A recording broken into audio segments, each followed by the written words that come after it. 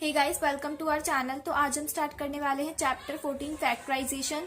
तो आज हम इस वाली वीडियो में एक्सरसाइज 14.3 का क्वेश्चन 1 जो है वो इस वाली वीडियो में हम कवर करेंगे। तो चलो स्टार्ट करते हैं।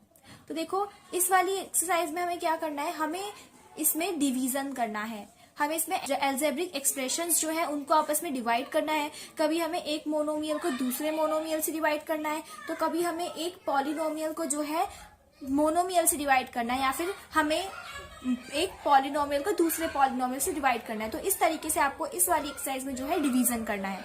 तो चलो फर्स्ट क्वेश्चन जो है हम स्टार्ट करते हैं, जिसमें कि देखो हमें क्या गिवन है। हमें गिवन है क्वेश्चन 1 में, देखो मोनोमियल हमें आपस में गिवन है इसमें, यानी कि हमें एक मोनोमियल को दूसरे मोनोमियल से जो है डिवाइड करना है। इसी तरीके से हमें क्वेश्चन 1 में सिर्फ हमें मोनोमियल को दूसरे मोनोमियल से, एक मोनोमियल को दूसरे मोनोमियल से जो है हमें डिवाइड करना है। तो चलो हम स्टार्ट करते हैं। तो अब देखो क्वेश्चन 1 में हमें गिवन है 28x4 डिवाइडेड बाय 56x। ठीक है, अब देखो इसको हमें किस तरीके से करना है। सबसे पहले तो आपको क्या करना है, आपकी एक टर्म ये दे रखी है और दूसरी टर्म आपको ये दे रखी है। ठीक है, तो जो पहला वाला आपका मोनोमियल है ना, उसका आपको क्या करना है, 28 का सबसे पहले आपको क्या करना है, एलसीएम लेना है। ठीक है, सब देखो जो आपकी फर्स्ट टर्म है उसका आपको सबसे पहले क्या लेना है, एलसीएम। ठीक है, तो 28 का एलसीएम लेंगे, ये हो जाएगा, ठीक है, 2 मल्टीप्लाई 7 इसमें आएगा। ठीक है, तो देखो 28 के फैक्टर्स क्या आ गए आपके, 2 मल्टीप्लाई 7। ठीक है, ये आपके हैं 28 के फैक्टर्स। अब इसी तरीके से आपको क्या करना है, 56 के फैक्टर्स निकालने हैं। तो इसको हम लेंगे, इसका हम एलसीएम ले लेंगे। एलसीएम के बाद देखो ये आएगा आपका, तो इसी तरीके से हमारा आ जाएगा ये आपका 56 का एलसीएम। तो इसके फैक्टर्स आ गए 2 मल्टीप्लाई 7। अब हम इसको देखो, अगर आप इसको डिवाइड की फॉर्म में लिखो, मैंने क्या कहा था, 28x raise to the power 4 divided by 56x। ठीक है, इसी तरीके से लिखना है। अब देखो, अब आपको 28 की जगह यहाँ पे क्या लिखना है, आपको 28 की जगह जो है 28 का फैक्टर यहाँ पे लिखना है। ठीक है, 28 के फैक्टर्स यहाँ पे आपको कॉपी करने हैं, यानी कि 2 मल्टीप्लाई 7 आपको यहाँ पे लिखना है। ठीक है, तो देखो 28 की जगह हम क्या लिखेंगे, 2 मल्टीप्लाई 7। ठीक है, हो जाएगा 2 मल्टीप्लाई 7। उसके बाद आपका क्या आता है, x raise to the power 4, यानी कि x कितने टाइम्स है, x जो है वो आपका 4 टाइम्स है, तो हम x को फिर 4 टाइम्स कॉपी कर लेंगे। ठीक है, उसके बाद इसी तरीके से देखो 56 की जगह अब आपको क्या लिखना है, 56 की जगह आपको 56 के फैक्टर्स यहाँ पे लिखने हैं। क्या है, 2 मल्टीप्लाई 7। ठीक है, 2 3 टाइम्स, उसके बाद 7 1 टाइम, उसके बाद देखो x, तो मल्टीप्लाई x। ठीक है, अब देखो जो चीज आपस में कट रही है उनको हम काट देंगे। ठीक है, ये आपस में 2 आपस में कट रहा है, इसी तरीके से ये वाले 2 इससे, और ये 7 आपस में कट हो रहे हैं, और इसी तरीके से x। अब देखो ऊपर क्या बचा हमारा, ऊपर की साइड ये बचा आपका 1 2 3, x आपके 3 टाइम्स यहाँ पे बच गए, और नीचे आपका क्या बचा, कुछ भी नहीं। ठीक है, यानी कि 1, नीचे 1 बचा। तो मैं इसको, मेरा आंसर क्या हो गया, x raise to the power 3, and this is your answer. है ना, बहुत सिंपल। देखो आपको क्या करना है, इसमें एलसीएम लेके फैक्टर्स निकालने हैं। फिर जैसे यहाँ पे 28 है, 28 की जगह उसके फैक्टर्स लिख दिए, और इस तरीके से जो मुझे दे रखा है ये मेरा वेरिएबल, इसको मैं खोल के लिख दूंगी जितने भी टाइम्स ये मुझे गिवन है। इस तरीके से, जैसे यहाँ पर मेरे को गिवन था 4 टाइम्स, तो मैंने 4 टाइम्स लिख दिया खोल के। इस तरह पे 56 का फैक्टर और ये x। ठीक है, इस तरीके से फिर आपस में काट देंगे, फिर जो बचेगा वो आपका क्या होगा, आंसर। अब देखो नेक्स्ट पार्ट। अब देखो 36 का आपको क्या लेना है, एलसीएम लेना है। ठीक है, सबसे पहले फर्स्ट टर्म का एलसीएम, और जो एक और आपको टर्म दे रखी है उसका एलसीएम लोगे। एलसीएम लेके फैक्टर्स निकाल लोगे। तो 36 का मैं एलसीएम ले लेती हूँ।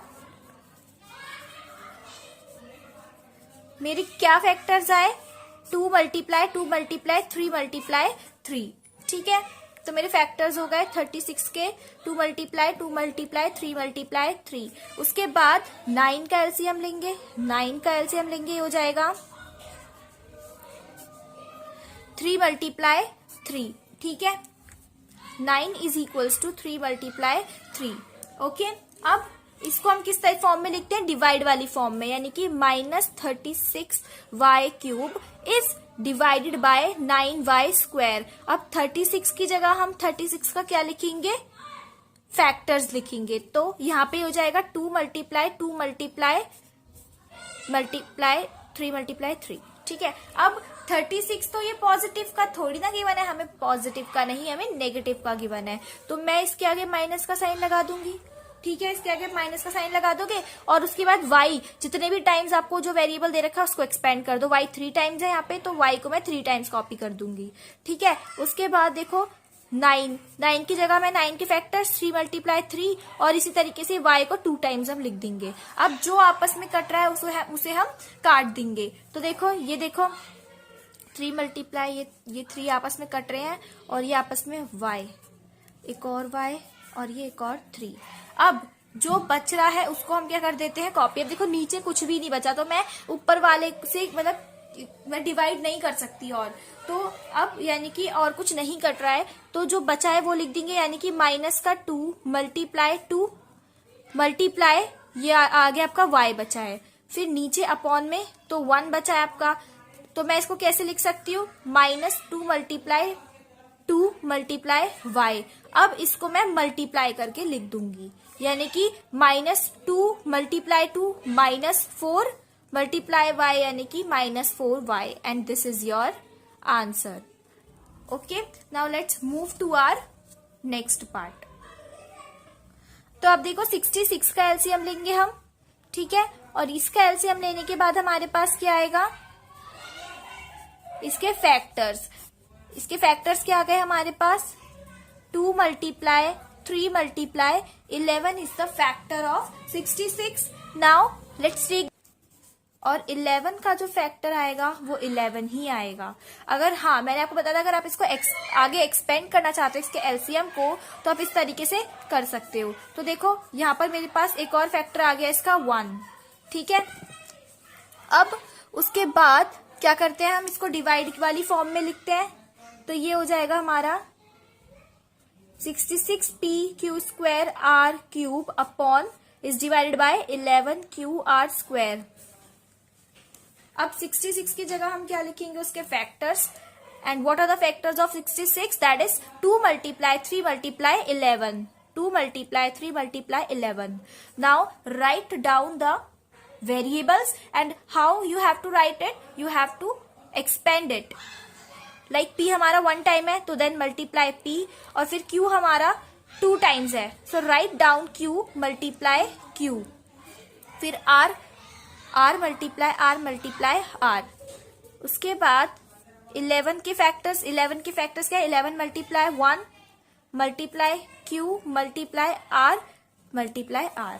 ओके, अब हम इसको आपस में काट देंगे जो कट रहा है। तो देखो 11 से यहाँ पे 1 से 11 1 जा 11 आपस में कट रहे हैं, फिर q आपस में कट रहे हैं, और ये r, ये 2 r's मेरे क्रॉस हो रहे हैं। ठीक है, 2 r's मेरे कट गए। क्या बचा ऊपर क्या बचा, देखो 2 मल्टीप्लाई 3 मल्टीप्लाई p मल्टीप्लाई और r। ठीक है, नीचे क्या बचा 1, तो देखो 1 की अगर आप देखो मल्टीप्लाई करो, देखो यहाँ पे नीचे भी 1 बचा है, तो 1 मल्टीप्लाई 1 क्या होगा, 1 ही होगा। अब इनकी ऊपर यानी कि देखो मैं इसको किस तरीके से लिख सकती हूँ, 2 multiply 3 multiply p multiply r करके मैं इसको लिख सकती हूँ। ठीक है, अब मैं इसके आपस में मल्टीप्लाई करेंगे, 2 3 just 6 multiply p multiply r, यानी कि 6pr, and this is your answer. Now let's move to our fourth part. अब देखो fourth part, so now what is the first step you have to do, you have to do the LCM of first term and means this 34। Okay, 34 का हम LCM लेंगे, ये हो जाएगा मेरा 2 multiply 17 is the factor of 34, 2 multiply 17। Now let's take the LCM of another one, that is 51। अब देखो ये हो जाएगा 3 से। अब देखो ये हमारा आ गया 3 multiply 17, 3 multiply 17 is the factors of 51। अब इसको हम डिवीजन वाली फॉर्म में लिख लेते हैं, that means 34x cube y cube z cube is divided bye 51x y square z cube. ठीक है, now write down the factors in place of 34। तो 34 की जगह आप लिख देंगे 2 मल्टीप्लाई 17 एंड हम वेरिएबल्स को भी एक्सपेंड करके लिखेंगे। तो x मेरा 3 टाइम्स है, y भी मेरा 3 टाइम्स है, y multiply y, then z multiply z। उसके बाद 51 की जगह हम उसके फैक्टर्स लिखेंगे, that is 3 multiply 17 multiply x, y फिर 2 टाइम्स है और z मेरा 3 टाइम्स है।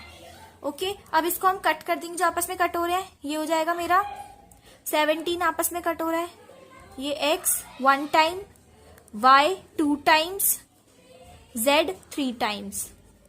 ठीक है, अब जो ऊपर देखो, ऊपर क्या बचा, 2 multiply x multiply y 2 times था, एक y बचा है मल्टीप्लाई, तो आगे कुछ नहीं बचा। ठीक है, उसके बाद 3 मल्टीप्लाई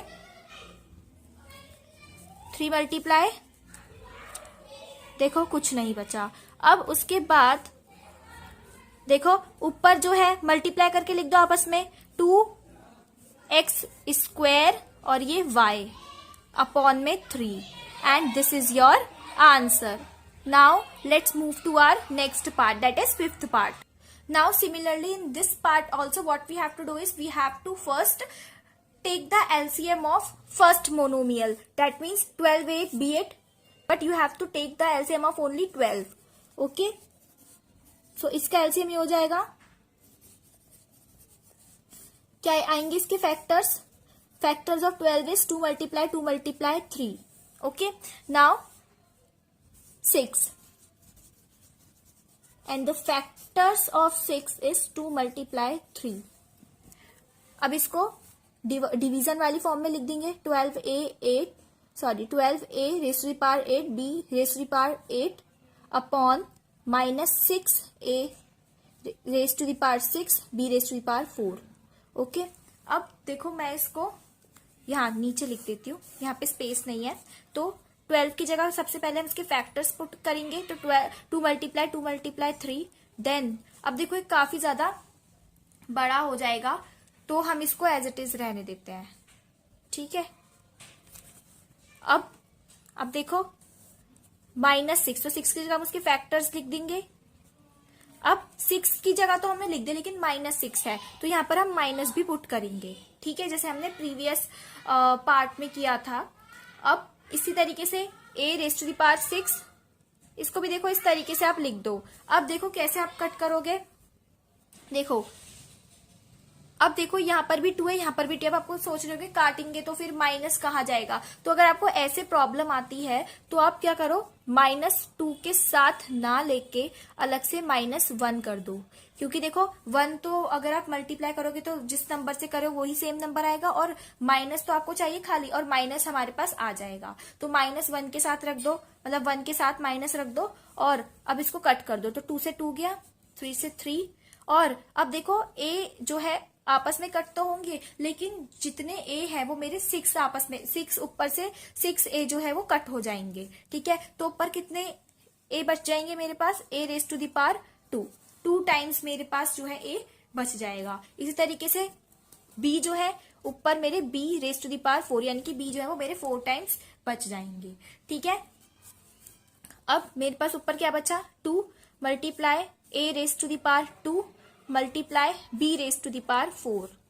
ठीक है, और नीचे मेरे पास क्या बचा, -1. अब इसकी अगर मैं आपस में मल्टीप्लाई करूंगी हो जाएगा 2a raise to the power 2 b raise to the power 4. नीचे -1 है, तो जो माइनस है ये वाला ये ऊपर आ जाएगा.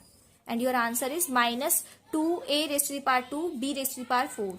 And this is your answer. So guys, अगर आपको ये वाला वीडियो मेरा पसंद आए तो मेरी वीडियो को लाइक कर देना, मेरे चैनल को सब्सक्राइब कर देना और बेल आइकन जरूर प्रेस कर देना.